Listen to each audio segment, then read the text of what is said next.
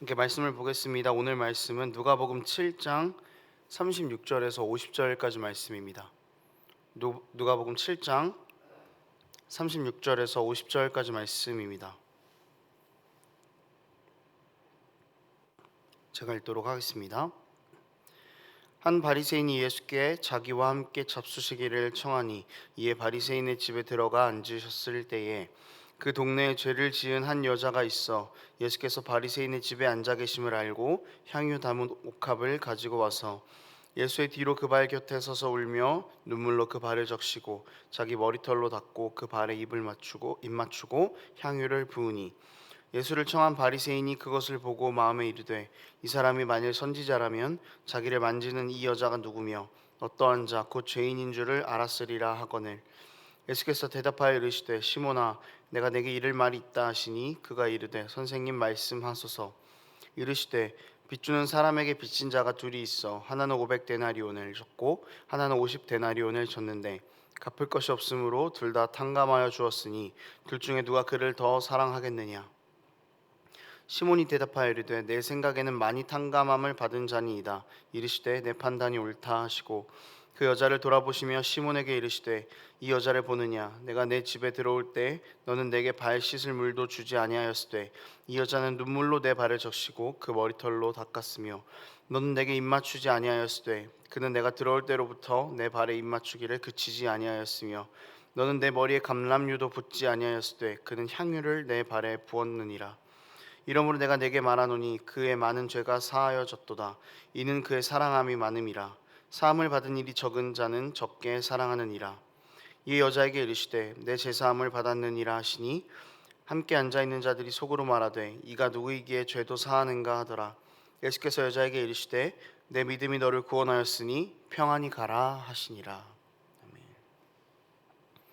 아멘. 저는 스트리밍 서비스를 통해서 드라마를 즐겨 보는 편입니다. 사람들이 유명하다라고 하는 드라마도 많이 보지만 제가 보고 싶었던 드라마들도 다시 한번 보게 됩니다.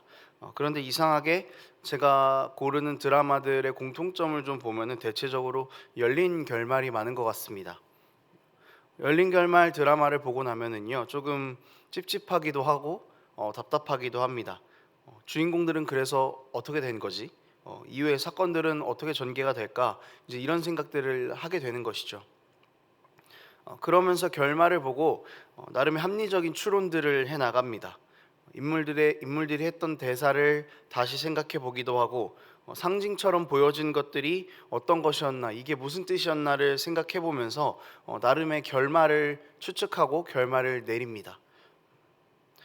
열린 결말은 드라마를 보는 사람들을 답답하게 하기도 하지만 또 한편으로는 드라마의 대사 또 상황들을 다시 한번 생각하면서 시청자들에게 가장 옳은 결말을 내려준다라는 생각을 해봅니다. 오늘 본문은 한편의 열린 드라마와도 같은 그런 본문입니다. 본문에서 예수님의 마지막 대사는 평안히 가라이셨습니다. 이것은 일종의 열린 결말입니다. 이 결말을 대하는 독자들은 본문 안에서 예수님께서 하셨던 말씀, 상황들을 살펴보면서 평안히 가는 것이 어떤 것인가, 이것에 대한 추측을 할 수 있습니다. 오늘 함께 본문을 나누면서 예수님께서 말씀하시는 평안히 가라라는 것이 어떤 의미였는지를 살펴보고 그리스도인의 평안이 어떤 것인지 함께 나누는 시간이 되기를 원합니다. 오늘 본문에는 바리새인 시몬과 한 여인이 등장합니다. 한 바리새인이 예수님을 자신의 집으로 초청했습니다.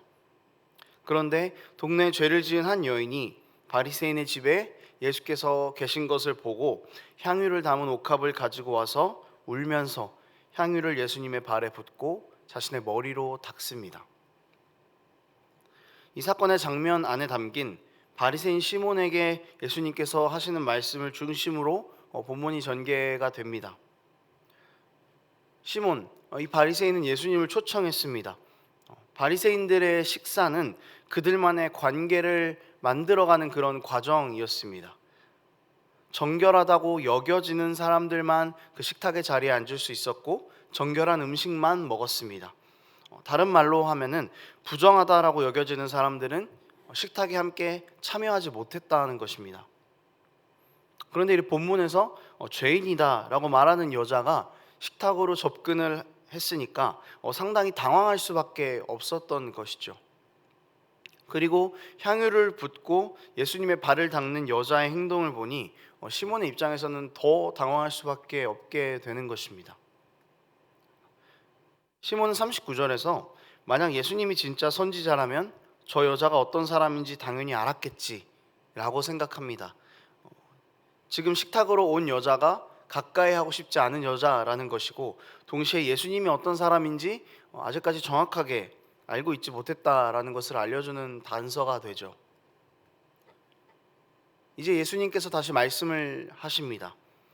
500데나리온을 빚진 자와 50데나리온을 빚진 자가 있는데 빌려준 사람이 둘 다 탕감을 해준다면은 누가 더 돈을 탕감해 준 사람을 사랑하겠느냐라는 질문을 시몬에게 던지십니다.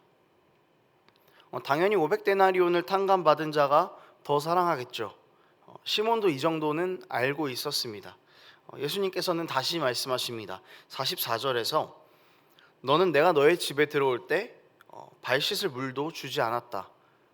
그렇지만 이 여자는 자신이 할 수 있는 최선으로 나를 섬기고 있다라고 말씀하십니다. 여자가 이런 행동을 한 이유는 47절에 나와 있습니다. 많은 죄사함을 받았기 때문이죠. 그렇기 때문에 예수님 앞에서 이런 행동을 한 것입니다. 그리고 예수님께서는 여자에게 네가 죄사함을 받았다 선언하시고 평안히 가라라고 하시며 마지막 인사를 하십니다.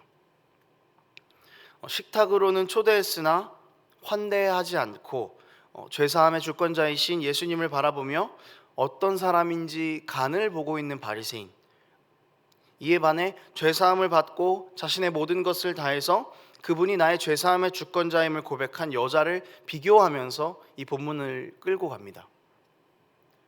그러시면서 예수님께서 교훈을 말씀하십니다. 예수님의 마지막 대사 평안히 가라. 저는 이 인사가 너무 가슴 깊이 와닿았습니다. 마치 바리새인들은 참된 평안함을 가지고 있지 못하고 저 여자가 참된 평안을 가지고 있다라는 예수님의 선언처럼 보였습니다. 예수님께서 44절에서 이 여자를 보느냐라고 하신 말씀은 지금 너가 이 여자가 하는 행동을 보라라는 것이죠. 이 여자가 하는 행동을 본받아야 된다라는 말씀입니다. 이 여자의 행동이 정말 평안함을 가지고 있는 자의 태도다라는 것을 예수님께서 말씀해주고 계신 것입니다. 앞에서도 말씀드렸지만 바리새인들의 식탁, 그 바리새인들의 식사는 일종의 선긋기였습니다. 이 자리에 함께 할 수 없는 사람은 부정한 사람이라고 선을 그어버리는 거죠. 이 자리에 함께 할 수 있는 사람은 정결한 사람이다라는 선을 그어버리는 겁니다. 이 선긋기를 통해서 누가 평안한가에 대한 그 대답을 바리새인들은 드러냈습니다. 바리새인들의 기준에서 평안한 사람은 이 식탁에 함께 앉아 있는 사람들이 평안한 사람이었죠. 우리가 그은 선 안에 들어온 사람만이 평안한 사람이다. 그렇게 선을 그어버렸습니다. 바리새인들에게 평안하다라는 그 기준은 하나님의 기준이 아니라 자신들이 세워놓은 율법적인 기준으로 정결하다라고 하는 사람들이었습니다. 그래서 자신들이 그어놓은 이 율법이라는 정결의 선 안에 들어올 수 있는 사람을 평안하다라고 이야기했겠죠.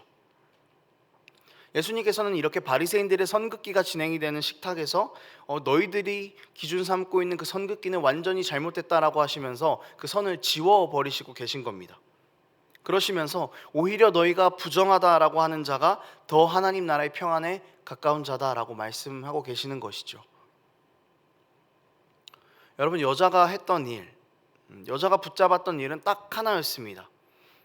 죄사함의 기쁨을 참을 수 없었다라는 것이죠. 그녀는 자신이 초대받지 않은 자리, 자신을 죄인이라고 생각하는 사람들 사이로 뛰어 들어갔습니다. 그리고 자신의 죄를 사해 주신, 자신을 구원해 주신 예수님께 자신이 드릴 수 있는 가장 최선의 것으로 보답했습니다. 이렇게 하기 위해서는 엄청난 용기가 필요했겠죠. 그렇지만 그녀에게 그런 용기에 대한 생각은 할 필요가 없었습니다. 왜냐하면 주님께서 나를 구원해 주셨기 때문이죠. 주님께서 나를 구원해 주셨기 때문에, 나의 죄를 사해 주셨기 때문에 내 삶이 완전히 바뀌었기 때문에 죄사함을 받은 기쁨 앞에서는 창피함도, 초대받지 않았다는 사실도, 바리새인들이 그어놓은 선도 아무런 의미가 없었다라는 것입니다. 죄사함의 기쁨, 그것이 그녀에게 가장 중요했던 것이었습니다. 나의 죄를 사해 주신 예수님을 그 자리에 앉아 있는 누구보다도 더 사랑하는 것, 그 사실만이 그녀에게는 중요했습니다. 식탁 앞에서 바리새인들이 그어놓은 선을 예수님께서 지우십니다. 그리고 예수님께서 다시 평안의 선을 그으십니다. 기준을 다시 세우시는 거죠. 이 선 안에 들어오는 자만이 평안한 사람이다. 그리고 평안을 누리는 사람은 자신의 삶에서 가장 귀한 것으로, 가장 최고와 최선의 마음으로 죄사함의 주권자를 섬긴다는 것을 예수님께서는 이 여자를 통해서 드러내시는 것입니다. 여러분, 죄사함을 받았다라는 기쁨이 이렇게나 큰 것입니다.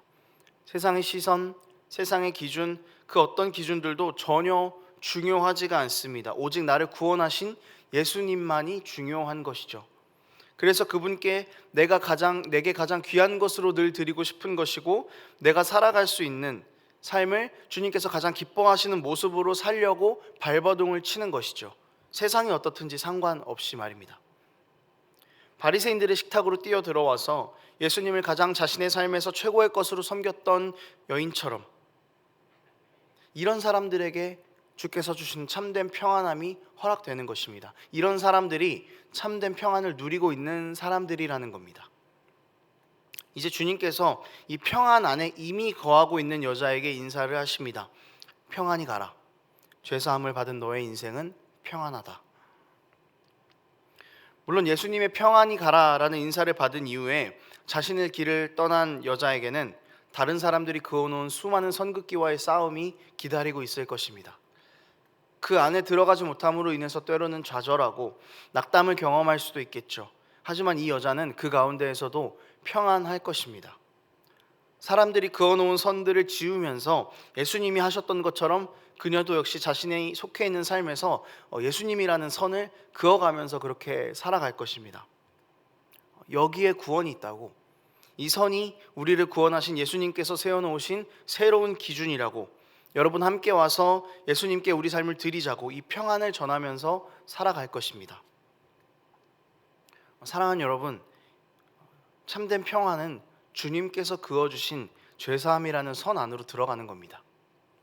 우리 기준으로 세워놓았던 기준들을 포기하고 우리가 세웠던 기준을 다 지워버리고 주님께서 우리에게 주신 참된 평안함으로 들어갈 수 있으면 좋겠습니다.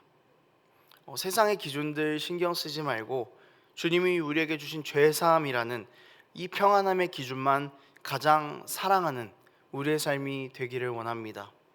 말씀을 정리합니다. 평안히 가라라는 예수님의 인사가 너희는 정말 평안하냐? 라는 질문으로 들리기도 합니다.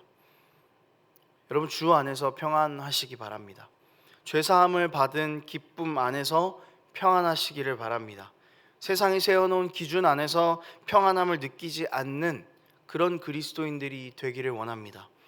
예수님께서 주신 죄사함 안에서 참된 자유함을 누리는 우리가 되기를 원합니다.